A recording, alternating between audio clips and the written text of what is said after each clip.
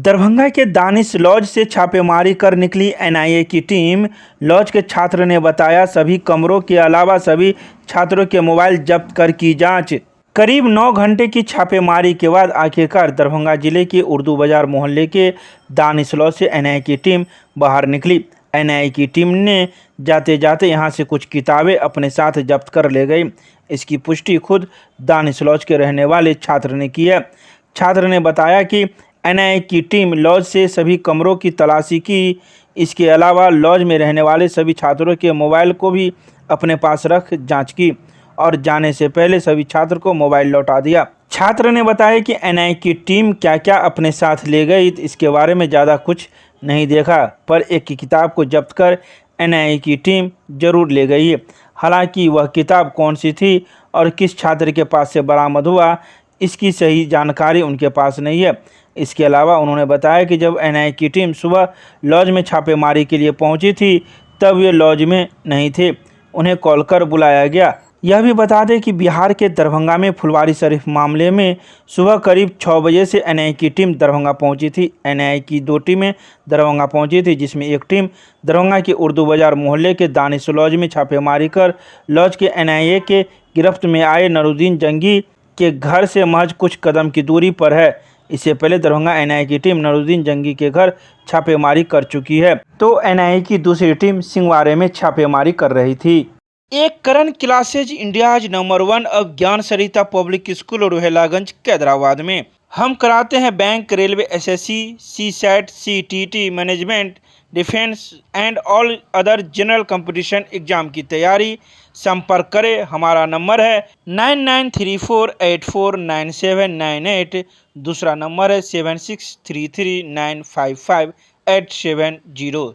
मिथिला विश्वविद्यालय परिसर में मिथिला स्टूडेंट यूनियन ने लगाया छात्र अदालत। कई छात्र छात्राओं की समस्याओं को दूर करने की कही बात। गुरुवार को मिथिला स्टूडेंट यूनियन के विश्वविद्यालय प्रभारी जयप्रकाश झा के नेतृत्व में छात्र अदालत का आयोजन विश्वविद्यालय परिसर में लगाया गया। इस बाबत प्रभारी जयप्रकाश झा ने कहा कि संगठन के द्वारा प्रत्येक गुरुवार को मिथिला विश्वविद्यालय में छात्र अदालत का आयोजन किया जा रहा है। विश्वविद्यालय में छात्रों को कई तरह की समस्याओं का सामना करना पड़ रहा है।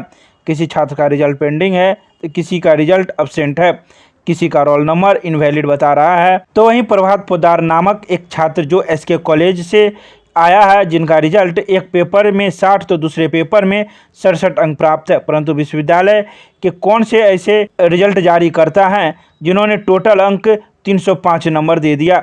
उस छात्र को भी मार्कशीट सुधार करने के लिए भी दिया गया है। इसके अलावा पिछले सप्ताह में जितने भी छात्रों ने समस्या लेकर ज्ञापन दिया था, लगभग सारे छात्रों के रिजल्ट में सुधार कर दिया गया।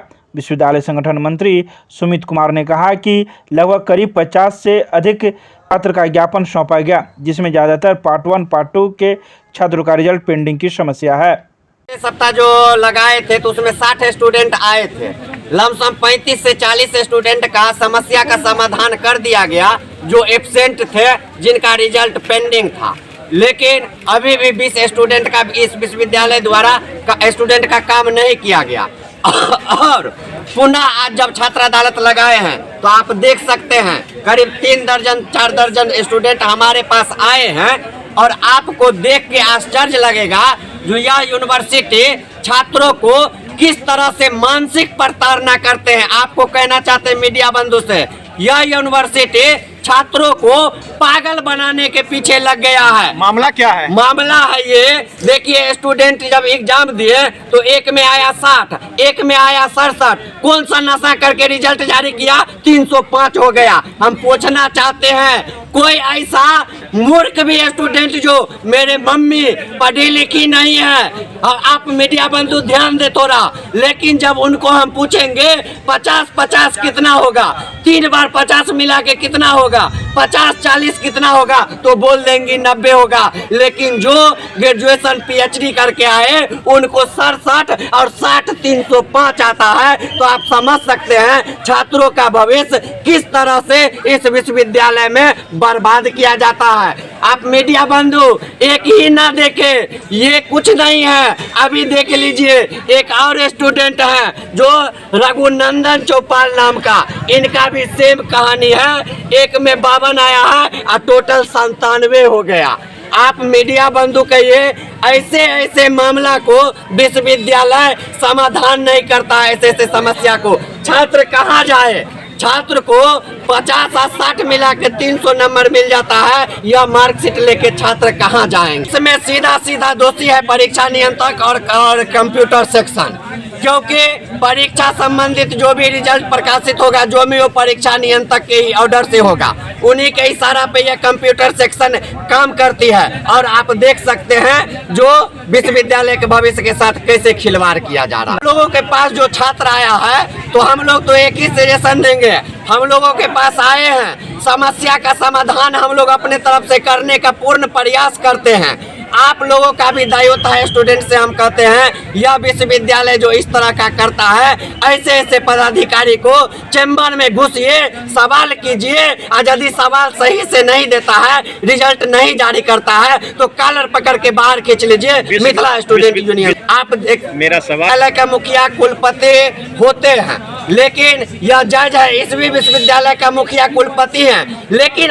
स्थानीय नहीं है। इसके लिए उनको यह मिथिला क्षेत्र के छात्रों का समस्या दिखाई नहीं देता है। कहीं न कहीं वो बाहर से आए हैं, लखनऊ से आए हैं, वो योगी के व्यवस्था में जीने वाले हैं, और यहाँ के छात्र जो हैं वो अपने पेट के लिए मजदूरी कर करके, नौकरी चाकरी करके, गार्जियन दिन रात मजदूरी करके छात्रों को पढ़ाते हैं। और उनका समस्या ये लखनऊ वाला नहीं। जब तक यहाँ का VC, यहाँ का मुखिया नहीं बनेंगे, तब तक इस विश्वविद्यालय में छात्रों को यही 60 मिला के 305। नाम बताइए। मेरा नाम जयप्रकाश झा हुआ, मिथिला स्टूडेंट यूनियन के विश्वविद्यालय प्रभारी। केमिस्ट्री क्लासेज रोहिलागंज सब्जी मंडी कैदराबाद दरभंगा। हमारे यहाँ होती है IIT, JEE, medical, 11, 12, BSc honours और सब्सिडरी की पूरी पढ़ाई। संपर्क करें डॉक्टर जय कुमार। मोबाइल नंबर है 9470278724। विश्वविद्यालय थाना क्षेत्र के बेला रैक पॉइंट के पास एक अज्ञात व्यक्ति का मिला शव। गुरुवार को विश्वविद्यालय थाना क्षेत्र के बेला रैक पॉइंट के पास एक झाड़ी में एक अज्ञात व्यक्ति का शव मिला। यह शव रेलवे ट्रैक के पास से मिला।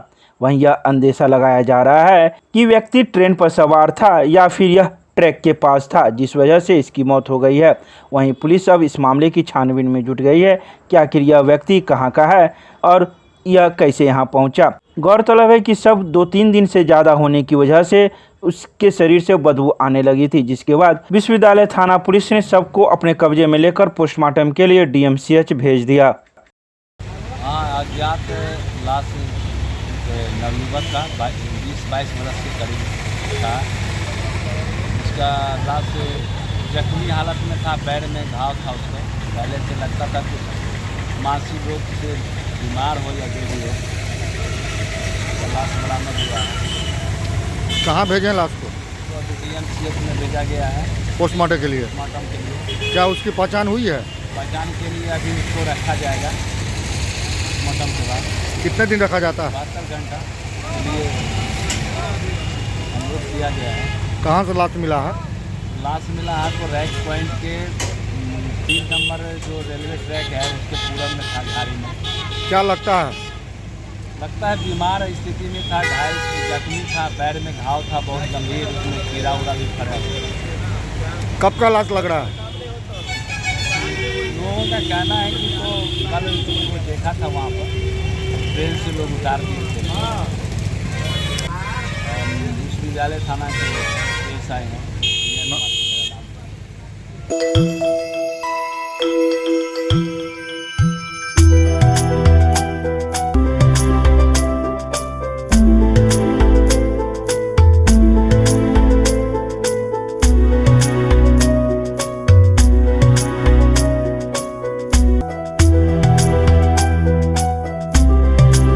मिथिला विश्वविद्यालय के संस्कृत विभाग द्वारा 10 दिवसीय संस्कृत संभाषण शिविर का विभागीय सभागार में हुआ शुभारंभ। संस्कृत समृद्धि, व्यवस्थित एवं वैज्ञानिक भाषा है जिसमें उच्च राष्ट्रीय भावना व्यक्त हुई है।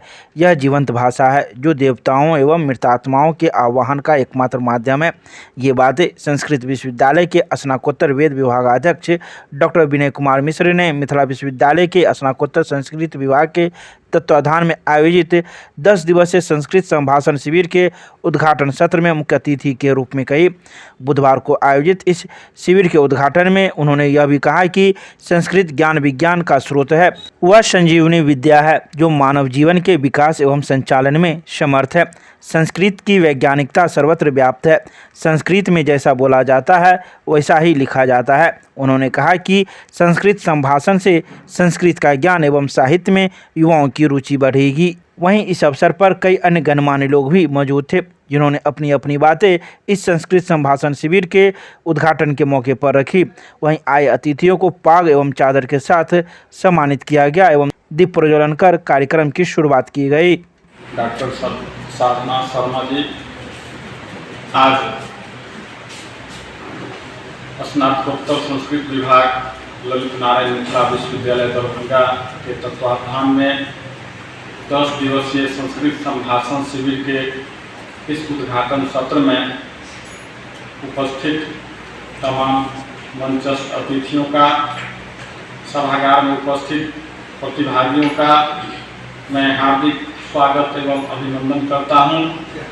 विशेष रूप से आज के इस उद्घाटन सत्र की अध्यक्षता कर रहे स्नातकोत्तर संस्कृत विभागाध्यक्ष डॉक्टर घनश्याम महतो जी, जिन्होंने गत 1 सितंबर को ही पदभार ग्रहण किया है और अपने सौम्य स्वभाव, समय की पाबंदी और सक्रियता से हम सबों को प्रभावित किया है।